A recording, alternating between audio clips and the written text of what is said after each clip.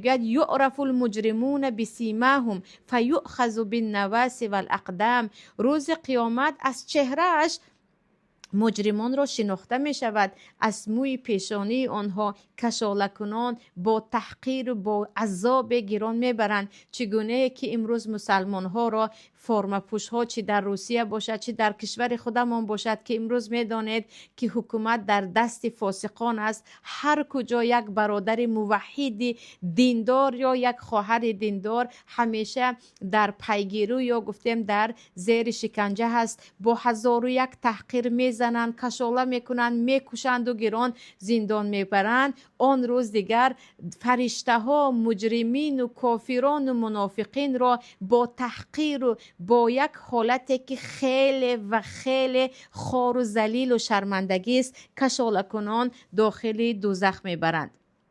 و در